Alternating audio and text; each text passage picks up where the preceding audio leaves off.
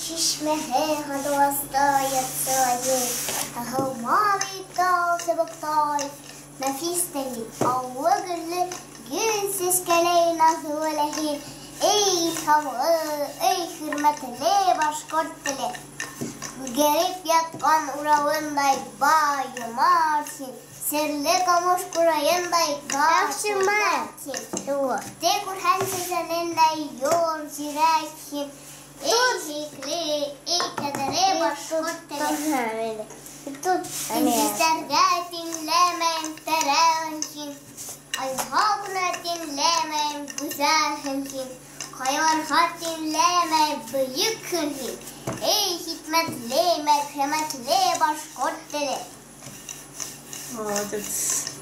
Молодец.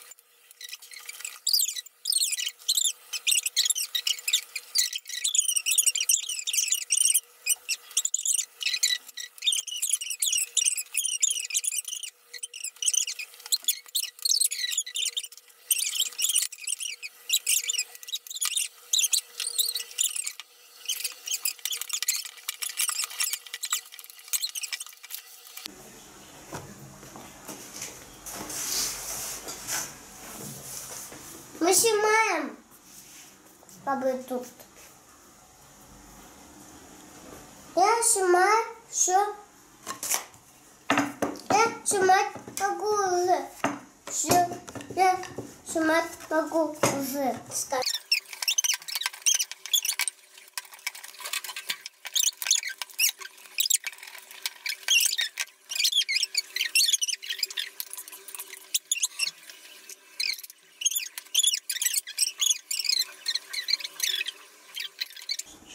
Да. Начинаем с этого угла.